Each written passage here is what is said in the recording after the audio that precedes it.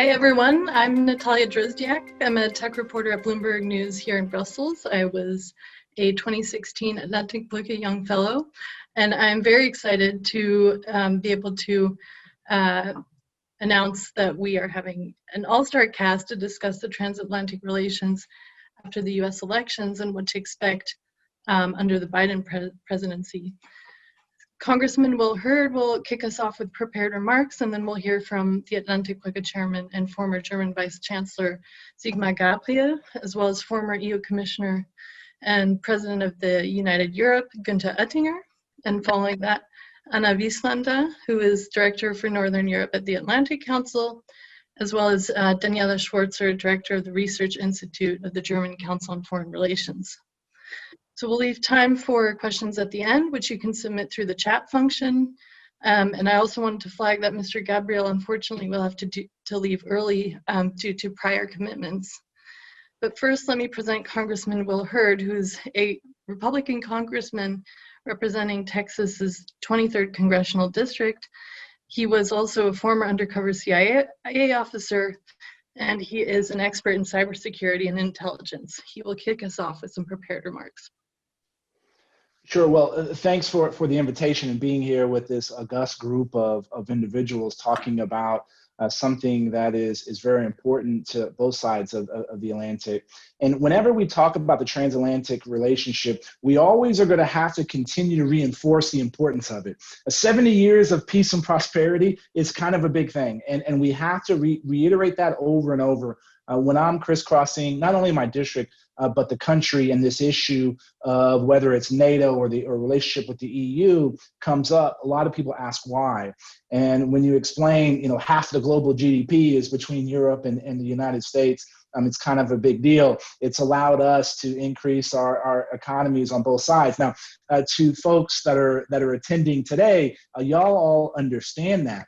But I encourage you in your writing and your talking, you have to reiterate that point because this relationship is so important. I also think we have to realize that systems now are being defined by people being left out of the system. The German Marshall Fund, and we come out with a recent report, and one of the findings we found that 6 out of 10 Americans are dissatisfied with the way democracy is working, and about half of Europeans are that way. And so again, we have to make sure that we're explaining these systems, and when people aren't benefiting from them, how can we pay a special attention to them?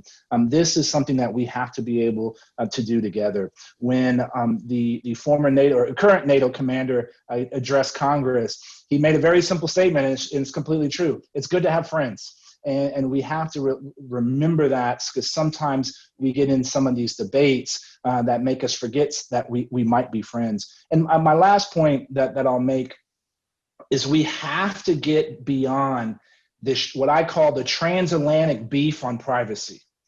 The United States and Europe are closer to believing about civil liberties and privacy rather than what Europe and China is. And this is a race. There is going to be no second place, and whoever is going to be responsible for global leadership in advanced technology is going to influence the rest of this century and the next. And the United States and Europe has to be working better together. When Commissioner Oettinger was in the United States a number of years ago, I was battling with him on the issue of GDPR. And we all realized, everybody said the world was going to come to an end. And we realized, guess what? We click on a lot of websites with cookies. And so we have to talk about this common bond, because the United States and Europe, we believe in civil liberties. We believe in freedom. We believe in the rights of the minority. And that's not always the case with our major competitor, the Chinese. And so the only way we're going to be able to compete,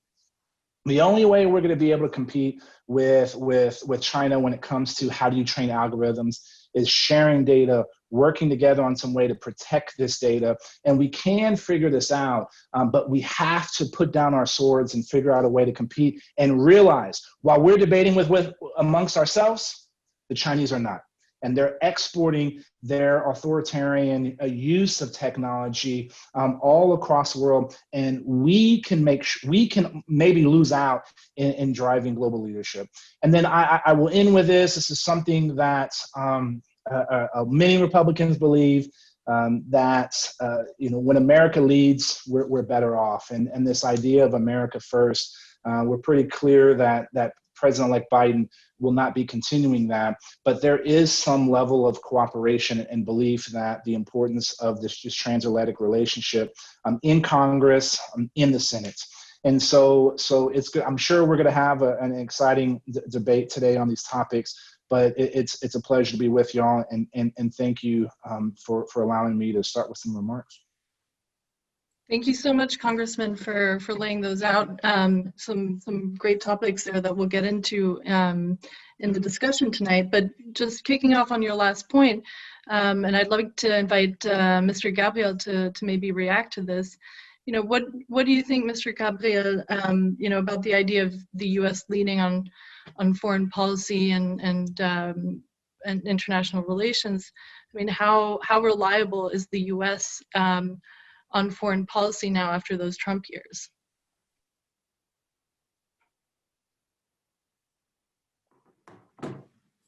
Mr. Gabriel, I think you need to unmute.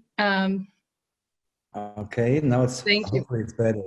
So first of all, let me say that's a great pleasure and honor to have the Honorable Hurd here with us, to be very, very open and honest. The last weeks and months, we often debated with friends from the Democratic side, the Democratic Party in the US because of the election campaign. But to be very clear, we are a no-partisan organization, and we had a lot of excellent cooperation with the Republicans, and especially with you. And I hope that we will meet each other as soon as possible in person, and not only on the digital side. So then second, I totally agree that I don't know if there is any bigger success story than the transatlantic alliance after the Second World War. I think that's in a world which is admired in wars in so many parts of the world. It's like a signal what's possible if men and people try to overcome hatred and difficult developments. It's really a big success story, and we reached a lot. And I'm out of a generation who knew exactly that on the west side of the fence and on the Iron Curtain, we only survived because we had our American allies on our side. If not, we would be in a very difficult situation, and maybe we had to decide to live under Hitler or Stalin without the alliance with the Americans. So I think that's a lesson my generation learned after the Second World War. The question is today, will it be enough always to remember the big history of the transatlantic alliance? I would say no. People were asking what the transatlantic alliance will have, which kind of added value we will have out of this alliance. And I would say, especially because the world is changing and the axis of power is changing, it's good, as you said, to have friends in the world. I would say bowling alone is not only in private terms a very dangerous game, also in geopolitical terms. So I would say, looking to all the challenges at the beginning of the 21st century, the proliferation of nuclear weapons, the pandemic, the climate issue, migration, the fight against poverty and famine, we will not survive in these difficult world without having allies and partners. And the strongest we can find as Europeans are the United States of America. I would say, coming to foreign policy, Europe, of course, is a strong marketplace and hopefully a better united place, but without the cooperation and without the leadership of the Americans, we will not be able to balance the new powers in the world. Coming to China, for example, it's normal that a country with a size of 1.4 billion citizens want to step up in global policy. and we should not blame China for having a strategy. We should blame ourselves not to having a strategy, how to balance China. And I would say maybe it's impossible to put a 1.4 billion citizen country under house arrest. That's maybe too difficult, but to join hands between the Americans, the Europeans, the Japanese, Australia, New Zealand, South Korea, to have a common approach towards China, to bring them to the negotiation table and to show where are the red lines of the democratic industrialized countries, that's absolutely necessary. So I'm hoping that the new administration would be able to remember the real multiplier of force of the United States. And the multiplier of force in history was the capability of the United States to form alliances. That's the biggest difference in geopolitical terms to China or to Russia. You will not find any ally or partner of Russia or of China. Of course, sometimes they have dependence, but they do not have really allies or partners. Only the United States were able, after the Second World War, to form these kind of alliances, and this was the real multiplier of force of American policy. I hope that the new administration will come back to this idea of forming alliances and to have common approaches. There will be a lot of difficulties, and sometimes we will struggle about difficult issues like data protection or maybe Nord Stream or something else. But at the end of the day, we will need or we will have a common solid fundament, and that's our values, and that's our common strength to balance this new world of power in the 21st century. And the Europeans, whatever they can do to be stronger and more united, they will need the partnership and the alliance with the US. And so I'm hoping that this will be in the core of the American foreign policy again in the new administration with the President Joe Biden. Thank you, Mr. Gabriel. Well, touching on the subject of China, which is, as Biden himself has outlined in an essay that he wrote in Foreign Affairs earlier this year, he himself said he wants to build a united front with allies to confront rising China. So I'm wondering, from all the panelists, how you think the EU and the US can manage this. How can Europe contribute, given the divisions within Europe over how to approach China?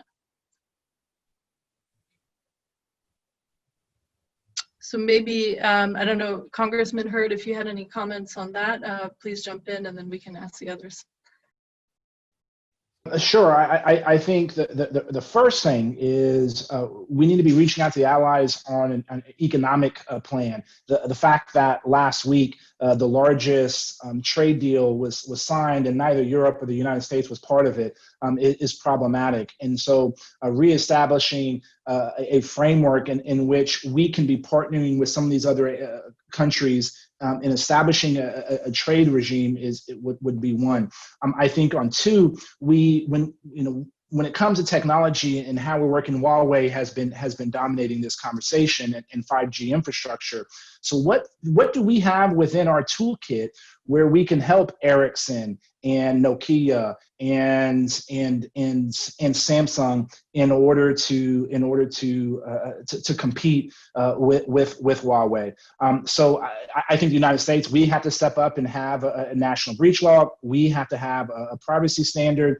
I think this is something that in the next Congress is going to be significantly debated so that we can be on par with our friends in Europe. And then we also need to be working together to engage in international entities and standard setting bodies in order to drive, because the Chinese have recognized and realized the value of putting pressure in these institutions.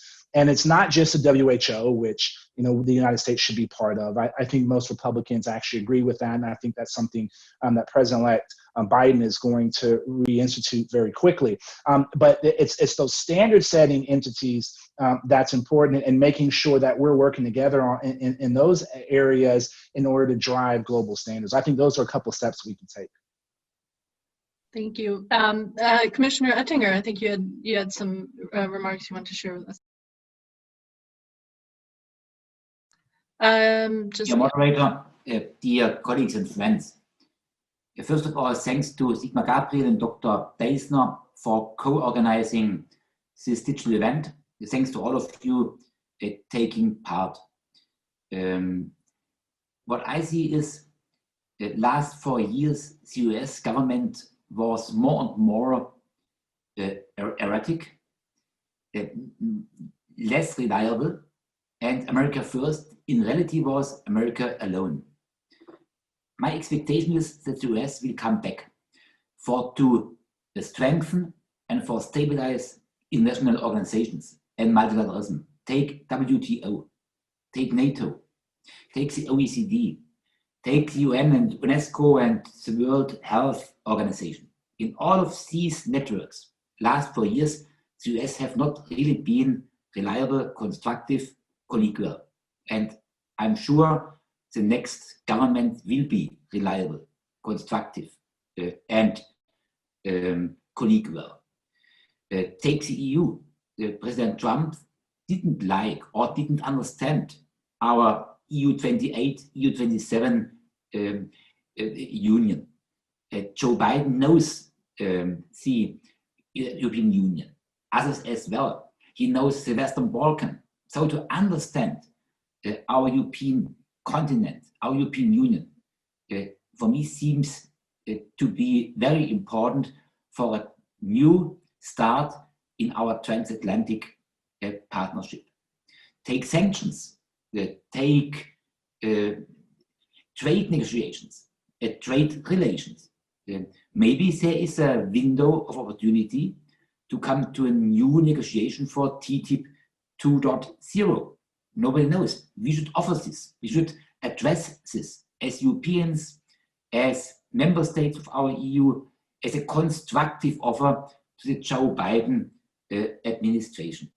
And seeing China, I agree totally with what Sigmar Gabriel said. China is China. They are a powerhouse. And what happened last week in Hanoi, an agreement, a trade agreement between 15 Eastern and Southeastern Asian countries. It's clear, it's crystal clear. The US was out of the game. They left this region and China came in. And we have to learn from that disaster. We have to see how to be connected to the whole world. Take Latin America and Mercosur. Mercosur, for me, can end as TTIP ended, with a disaster. So I think we have to see how to use our transatlantic partner and how to defend our values, not against anybody, not against China, but with a clear and common line to take. Thank you, Commissioner. Daniela, did you have some thoughts you want to share? Yes, just on China. I think in Europe, we are generally not totally aware of the sense of urgency that US policymakers may have. As a leading world power, seeing its own relative decline vis-a-vis China is of course something different than our perspective on China, which is much more differentiated than it used to be 2 or 3 years ago. But I think we need a very serious transatlantic conversation, not only on a joint transatlantic strategy, but first of all, on an assessment of the situation and the price of not acting together. And I agree with all previous speakers how important this is. And I think one of the priorities, in my view, would be to really team up as transatlantic partners vis-a-vis China in trade negotiations, because there we have mutual interests. We all want a level playing field with China. We want the same market access to China that we grant Chinese actors in our own markets.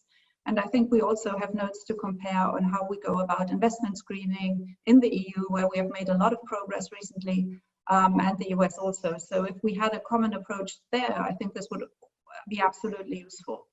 My second point is on technology, because as Europeans, we are in an absolute catch-up process. We speak about strategic autonomy, but we are very far from reaching this. So here again, the transatlantic agenda on tech cooperation, in my view, is key to define.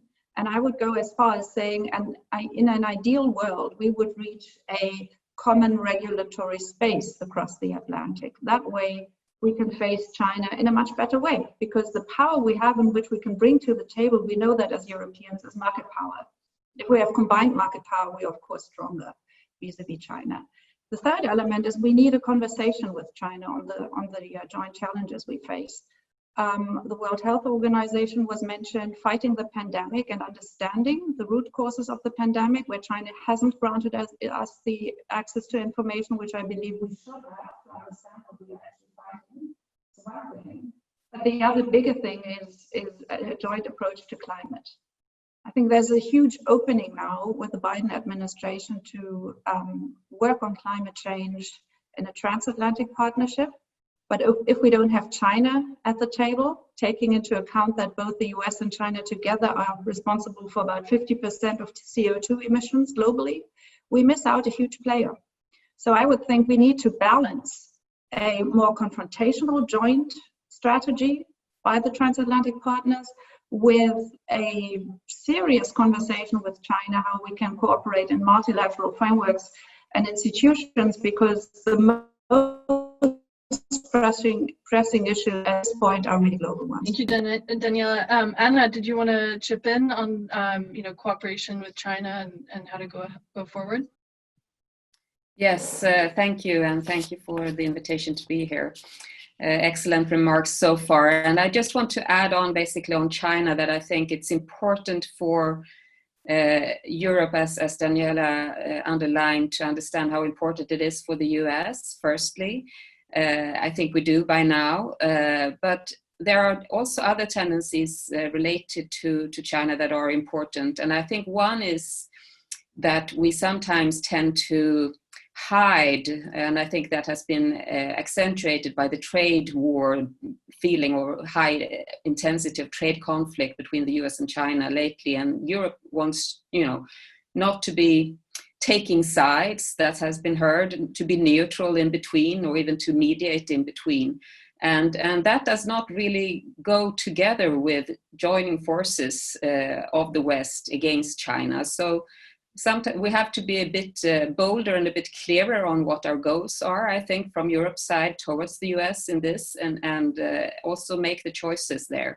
And connected to that is that meanwhile, during the Trump administration and a range of unilateral actions to withdraw from multilateral frameworks, institutions, and taking unilateral actions on troop withdrawal from Syria and so on, Europe has been responding actually to this. We have not been paralyzed. We have also been working a lot on what we call the strategic autonomy issue. And that's not only in defense and security, that also involves everything from digital to industrial aspects, actually. And I'm not sure that the Americans have grasped this development to the extent that it actually has been established within Europe these past 4 years.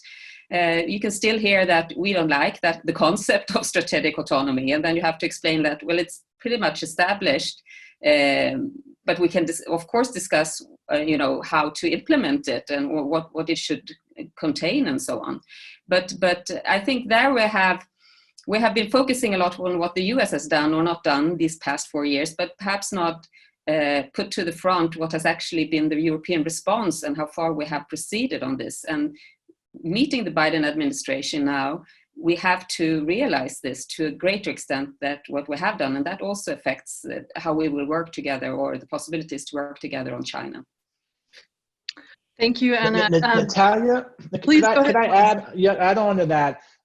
What Mrs. Wieslander has said, a stronger Europe translates into a stronger transatlantic partnership, and those things have happened, and folks in the United States don't appreciate that or understand that. I think the increased contributions of Germany to the NATO agreement, I think that is starting to trickle down. But to something that Dr. Schwarzer had said earlier, there is probably two. Maybe there's a third. There's definitely two bipartisan issues in Washington, D.C. The threat of China, and that has changed and I've been in Congress now for 6 years, that has changed over those 6 years. The second issue is the concern around cybersecurity, and I use that term in the broadest sense. I would say the more appropriate word would be global leadership in advanced technology. The need for that, and how that issue is again connected to China. I think those are two areas of cooperation. But I would also, everybody thinks now that President Biden is going to be the next, President-elect Biden's be the next president. You got to remember that there are a lot of tendencies that we can call Trumpism is more in line with the left wing of the Democratic Party than historically in Republicanism.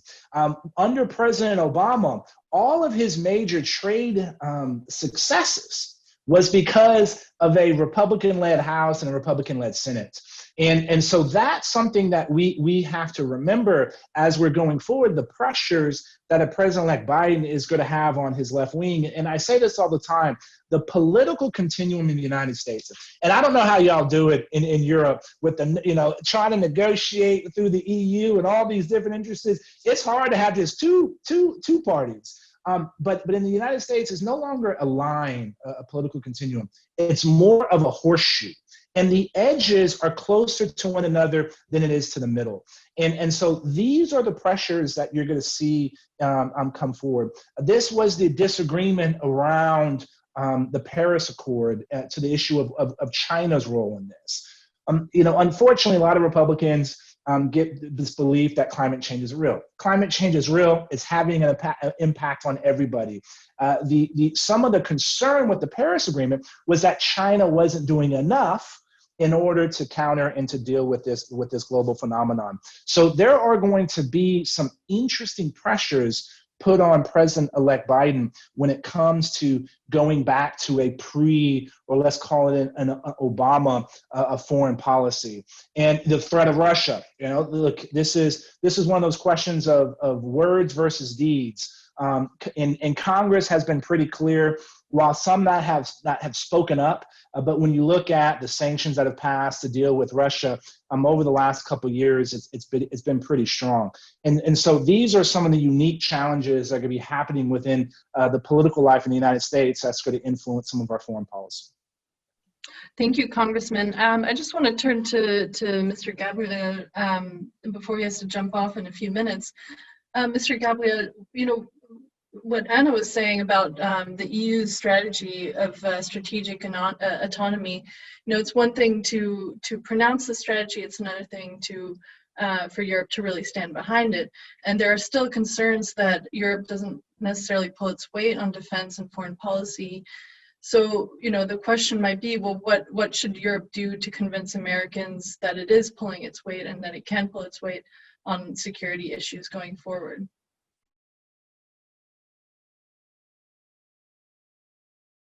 Mr. Gabriel, I think you need to...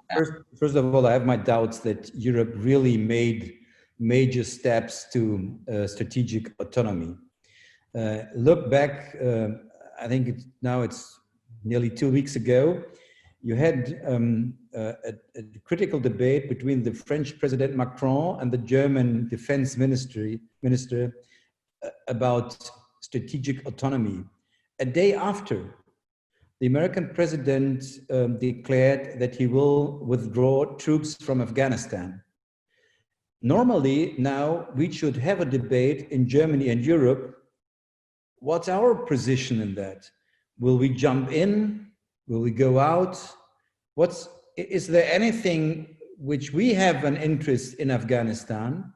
Is there a so-called Western interest? And if the Americans decide to go out, is there a strategic autonomy in the European decisions, what we should do in Afghanistan? It was the other way around. Everybody in Europe, especially in NATO, were up in arms. What should we do without the Americans in Afghanistan? We should leave Afghanistan as soon as possible. Not a second we had a debate about a known European role. That's only one example, therefore, that I have my doubts that Europe is really on a way to have more strategic autonomy. Second, I mean, the last 4 years, it was very easy for us Europeans because we always had somebody who was responsible for all the bad things in the world, and this was Donald Trump. In Germany, we say, there's a saying, if you point with your finger to one person, don't forget that 3 fingers are pointing back to you. Because what happened in the European Union, that we were not able to have a common financial and economic strategy, that we do not have a common foreign policy, that we have really big difficulties between East and West Germany by the question of rule of law. Nothing of that had to do with the American president. Nothing of these difficulties had to do with American policy. It was all about our own differences, our own grievances, and our own difficult position, what Europe should be and where and which direction Europe should develop. So that's my first point. Be careful by praising Europeans' autonomy. I hope that during the next years we will go in a more sovereign position, not only in defense issues. We will see. Second, to China, I think we should be very open. It's simply a different interest which we have. I mean, in the old times of the old Cold War, it was very easy. We had the fence. On the one side, we were the good guys. On the other side, there were the bad guys. And we had a bit cooperation in the field of energy, but normally we felt we were much stronger than the communist system. Now it's much more difficult. There's no fence, and China is for us Europeans a kind of frenemy, an economic partner and a political enemy. How to deal with that? It's maybe also not so easy for the United States to have a decoupling strategy from China. For Europe, it's a kind of self-suited. We would kill ourselves, and it's difficult not to have a free trade agreement with the United States, to struggle with the United States about new tariffs and payments, for example, in the automotive industry, and at the same time being asked to decouple from China and to have a strong position against China. So to have fights with our strongest ally. On the other hand side, we should go into a fight with China. That's a very uncomfortable situation for the Europeans. And so I would say we should be very open in defining crystal clear our common goals. And that's to balance China and to have a clear position against China's behavior on the international market. On the other hand side, we need a common approach how to deal with China and where are the red lines which we should not pass. At the end of the day, we will need a common approach together with the US, because as long as everybody is negotiating alone with China, it's the game of China. And for them, it's easy. But we should not underestimate the different economic approaches to China between the US and the Europeans. And we have different interests, and let's see where are the common interests and how we can approach them together.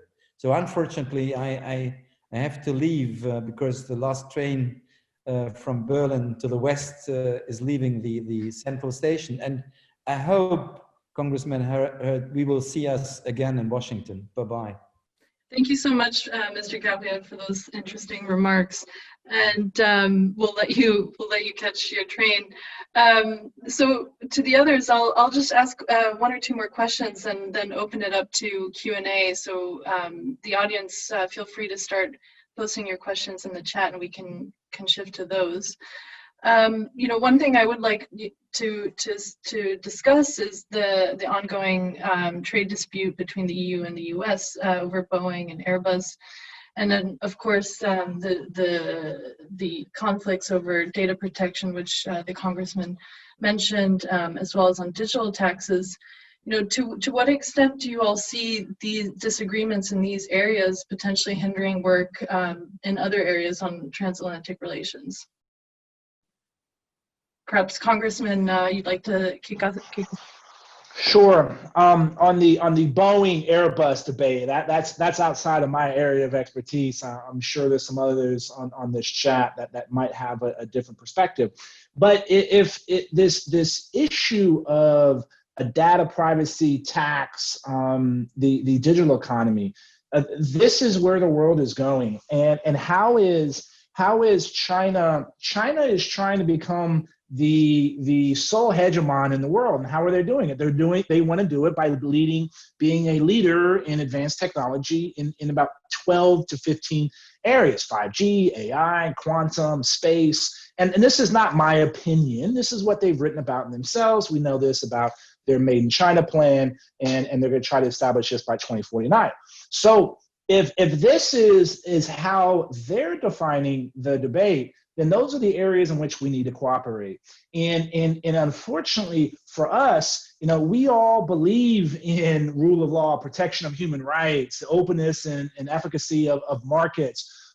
We're getting focused on those debates, and until we're able to agree, and I do believe that there is a level of some of the populist issues in all of our countries are influencing this to have this debate.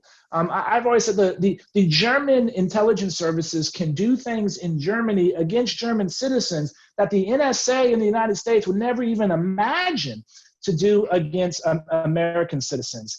And so how do we bridge that gap and talk about how can we standardize sharing information? How do we cooperate together? How do we move forward on research on quantum computing?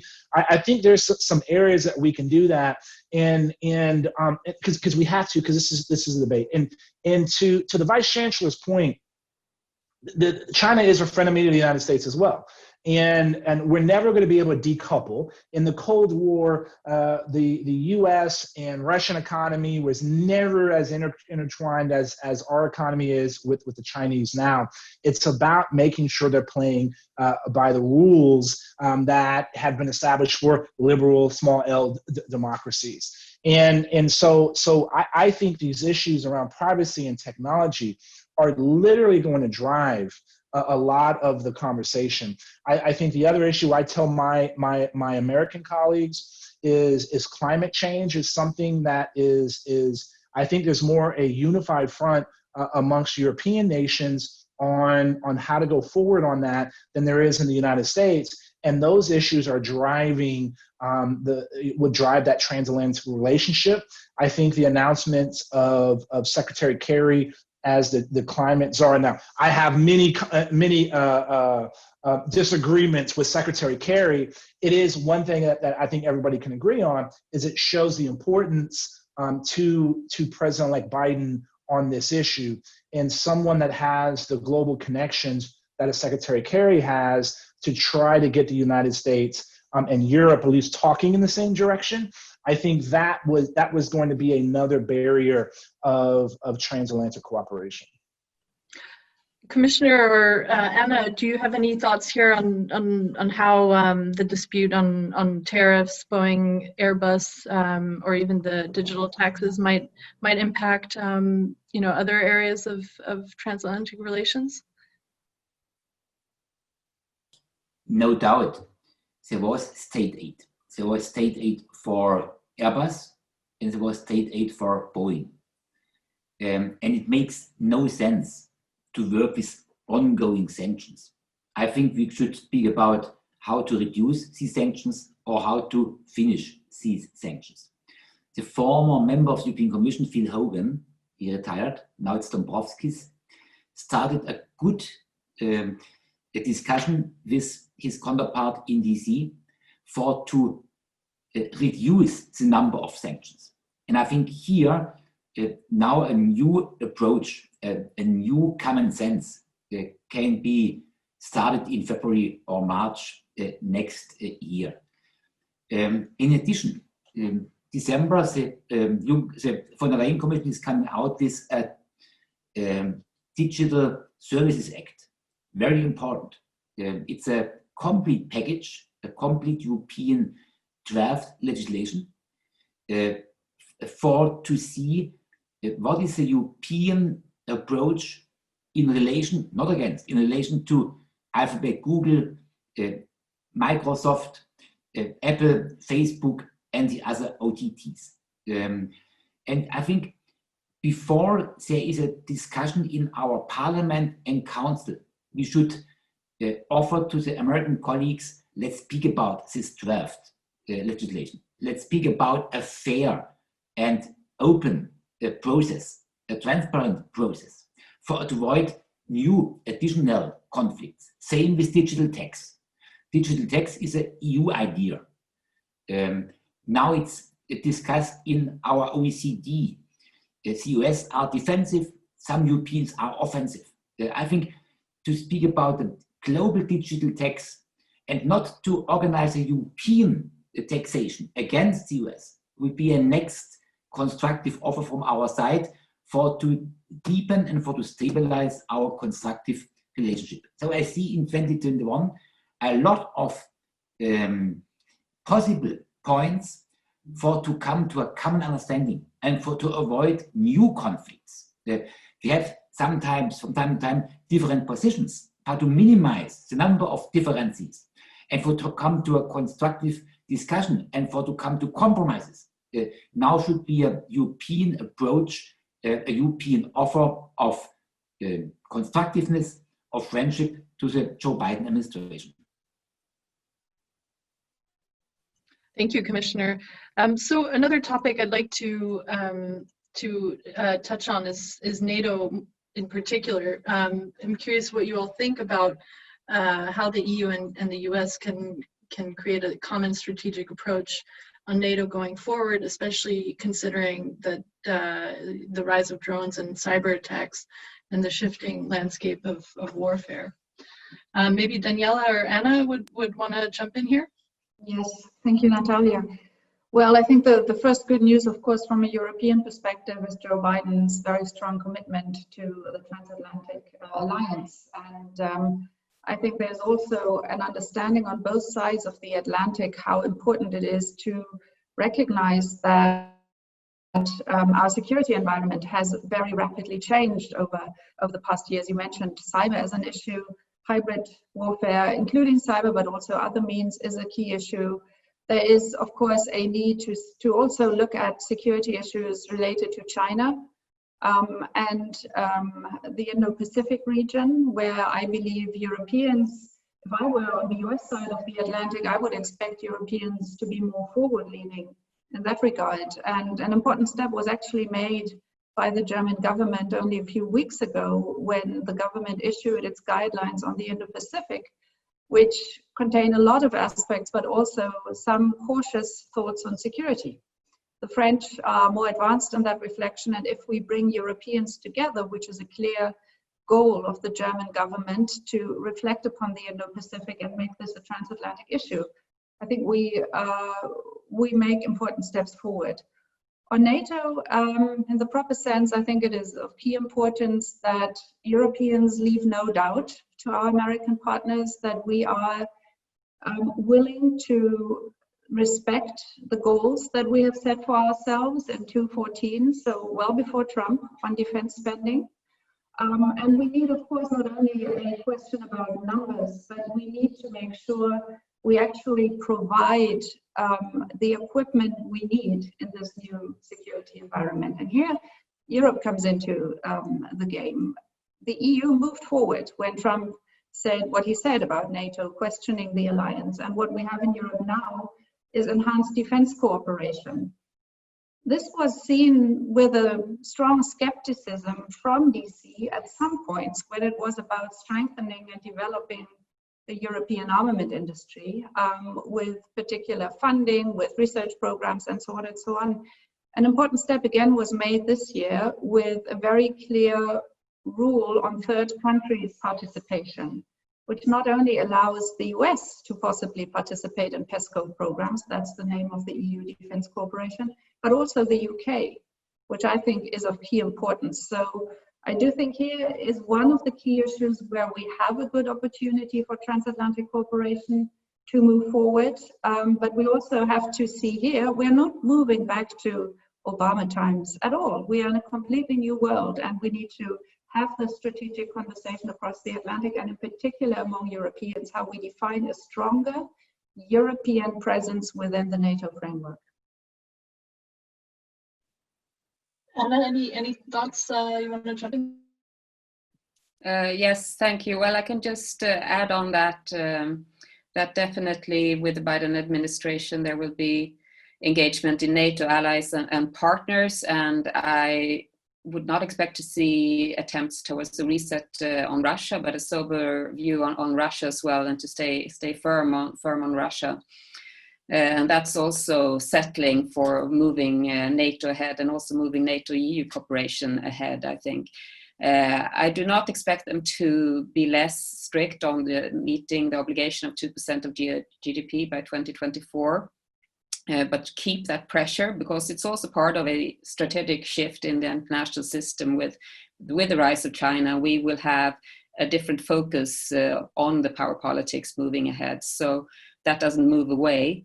And we have to acknowledge that in Europe and take more responsibility for our own defense. And I think what Germany has been pushing with Defense Minister Annegret Kramp-Karrenbauer, I think that's pretty much correct, moving towards more of a European pillar in NATO, as opposed to developing European independent forces. I think that's not what a majority of European states would prefer. They would like to, I don't think you see dependency on the US as a burden for many. I think you see it as something that you appreciate, and especially if you talk about those most affected by the Russian threat, for instance. That's something that my country, Sweden, even though we're not members of NATO, we do appreciate the US engagement to a large extent, and it makes us feel safer, and it makes Europe safer. So I think moving towards European pillar in NATO, that also is broader than a EU caucus in NATO. I think that does not fly with the US. But to engage the UK, also use its political leverage. We have a common view on many issues, even though UK is leaving the EU. So that's important, I think. And for the capability congruence between how do we use the EU framework for building capabilities that we need? Those capability and the gaps are identified within the NATO process, and we need to be much closer on that, on a range of issues, including what you just lifted up on drones and so on. Yeah, and Natalia, look, this is not 2016 anymore. Okay, this debate about whether we're going to participate in NATO, look, even President Trump was saying how Europe has stepped up and met obligations and moving forward. We should be talking about what are our objectives. How are we going to help? Now, again, I recognize Ukraine is not a member of NATO. How are we going to deal with all these Eastern European countries that are dealing with a real physical and digital threat from the Russians? How are we going to handle disinformation in a cooperative way? A lot of my travel since I've been in Congress has been to Eastern Europe. I have a theorem: the closer you are to Russia, the less likely you are to believe their nonsense. But the converse of this is true as well. The farther away you are from them, the more you can be influenced by their nonsense. And so how are we working? You know, the EU Disinformation Lab is probably one of the best entities that are working on this particular topic. So we should be talking about these problem sets and how we can address it, because the aggression, it was built in order to contain the aggression of Russia. Russia is still trying to be aggressive. It's in a different way. And that's where the conversation should be. NATO is going to be strong. The United States has been participating, obviously, and that rhetoric is gone. And let's be honest, on the campaign trail in 2020, there were no congressional candidates or governors or anybody talking about NATO, you know, like it was in 2016. So we have a few questions here in the chat, which I'll try to group together because they're similar in theme. You know, one is asking about Trumpism and in what context, what impact that has on the discussion we're having now, and someone else is asking about polarization in the U.S. And I think these are very common issues here. But you know, I guess just broadly, you know, is the U.S. foreign policy still a bipartisan issue in your view, Congressman? Is this you know, is this still, I mean, if Biden, you know, re-enters into these agreements, is this still going to be something that European and other allies can rely on in 4 or 8 years' time? So some of these agreements that we're talking about, whether it's going back into the WHO or the Paris Accord, or the biggest issue is going to be the Iran deal. Those technically aren't treaties, and so these are not things that have required Senate votes. And it's unlikely, in my opinion, again, anything can happen between now and January, that these 2 senatorial seats are going to flip in Georgia. So you're going to have a Republican-led Senate, and how strong is the relationship between President-elect Biden and Mitch McConnell to actually get anything done? The issue of polarization in politics, what is the motivation for a Speaker Pelosi to work with Republicans when, if she works with Republicans, her far left flank is going to criticize her? What is the motivation for a Mitch McConnell to work with a Joe Biden in order to solve problems? If you look at our congressional races, there's 435 members of Congress. Only 9% of those seats were competitive. That only 34 were really seats that in the previous presidential election, people voted for one party of president and the other party for Congress. So that means 92% of congressional seats in the United States of America are decided in the Republican primary or the Democratic primary, and you're talking to a very small group of people. That's what's driving this polarization in the United States. It's also driving, trying to chase clicks rather than doing the right thing. And we all know if you say crazy things on social media, you're going to get more clicks, you're going to get more focus. So these are some of the issues. And so ultimately, Congress is an independent and a co-equal branch of government. And when you look at some of the more controversial decisions that President Trump has made in foreign policy, you've seen a united front in Congress from Republicans and Democrats on passing legislation to maybe do almost the exact opposite of what he talked about. So depends on the issue. The biggest disconnect going on foreign policy is going to be on the Iran deal. And ultimately, there's 2 beliefs. Is Iran going to change its spots? And I hope Mrs. Wieslander is correct that we don't try to rethink a role with Russia. Every American president since George W. Bush has thought that they could reset the relationship with Russia.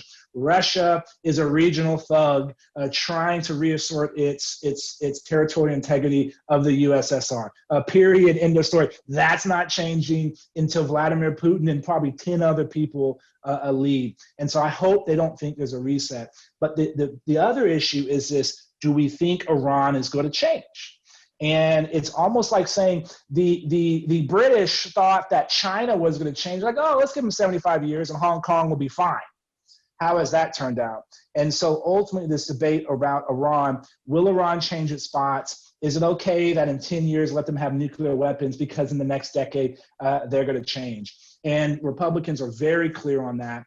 And unfortunately, announcing John Kerry as this climate czar who's going to be going around the world meeting with heads of state is probably going to only exacerbate that debate on that particular issue. Commissioner Oettinger, perhaps you have some thoughts here about the Iran deal that Congressman just mentioned. I mean, how will Europe help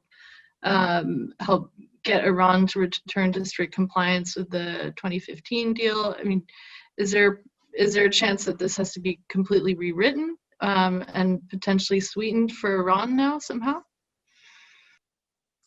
We have to wait and see what is the new relationship between Israel and Netanyahu on the one hand and Joe Biden's administration on the other hand. We as a German, we have to be near to Israel because of our terrible history. But maybe to come to a balanced position related to Tel Aviv and Jerusalem could be a first step.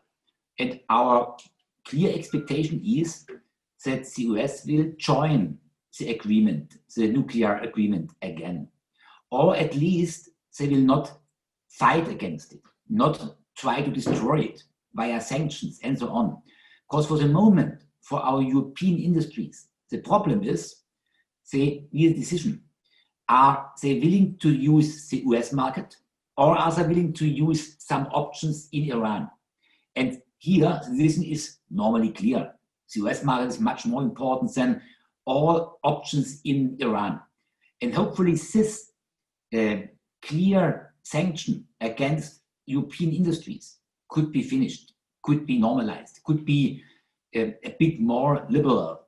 So we have some expectations. Best one would be the US are coming back into the network, into the agreement, but at least to be more collegial, to accept that the Europeans and others are continuing with this agreement. This at least should be a position we can hopefully expect.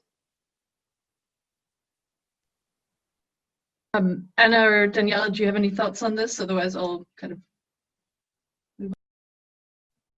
Well, as we know, there's no power vacuum, and no, if an agreement goes away, things change. And so I think the first task for European, well, all parties who signed the JCPOA in the first place need to understand what is happening, or what has happened in Iran, and to what extent the government is still willing to go back to the previous deal and is cooperative at all.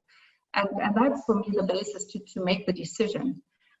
What Günther Oettinger said in his very last point, I think, is of key importance for transatlantic relations. Europeans and the other partners in the JCPOA should be able to make their decisions without risking very tough sanctions from our transatlantic partners if we think this is a foreign policy decision that is right. So the extraterritorial sanction regimes, the threat of them, the applied ones, but also a host of other sanctions on Europeans over the past months and years have destroyed considerable trust in the transatlantic relationship, as have some actions of the Europeans. And I think this, to me, falls into the category of rebuilding trust among partners. And this is only by a very open and confidential dialogue that transatlantic action can take place. But if one side feels the asymmetry that is in the relationship anyway to be played out as it was over the past 4 years, this is of course no basis for trustful cooperation. So I think there's a really big task to fulfill politically to make the US and Europeans act in a trustful way again. But I think we have an opening now with the new Biden administration coming in.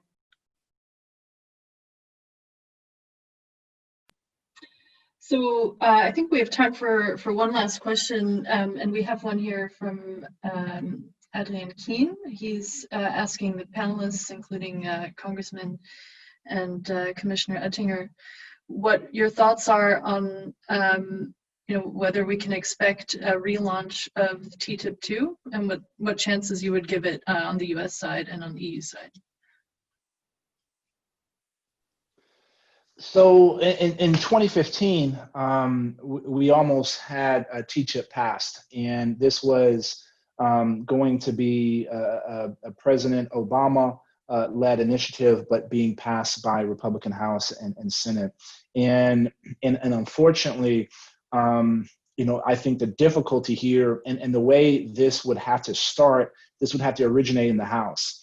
And so Speaker Pelosi would have to be able to, she could pass a deal with getting enough Republicans, but is that something that they're going to be willing to do? And she would have to, there's kind of this rule that if you can't get half of your own caucus, you're not going to bring something to the floor.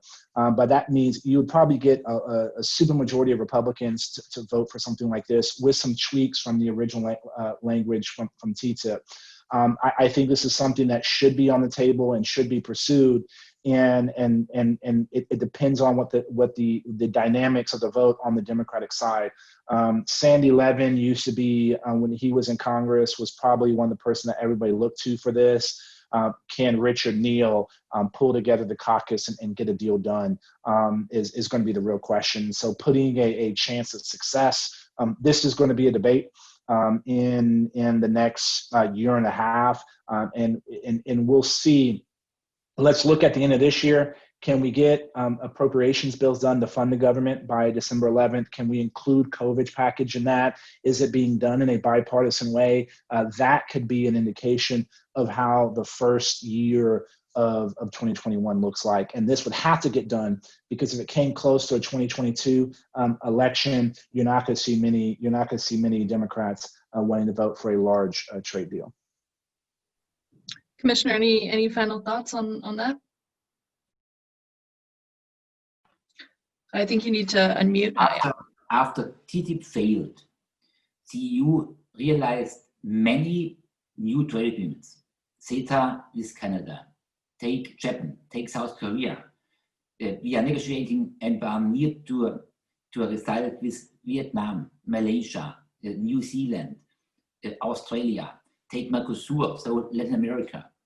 I think these 10 or 12 new agreements are the best argument why shouldn't we have an agreement with the US.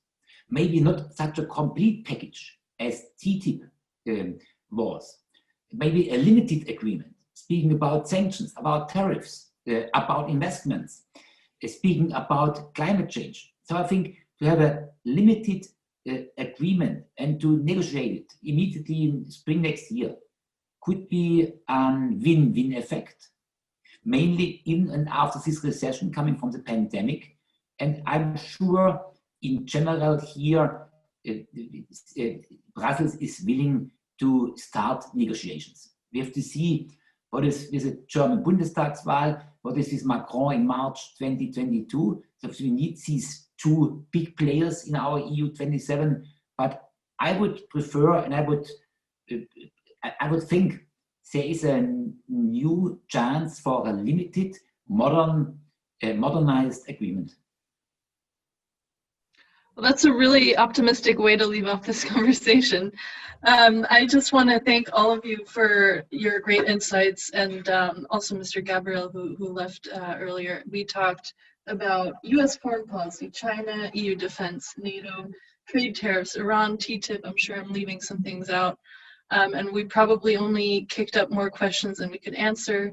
But this was a great start to the discussion, and I just want to thank all the panelists again.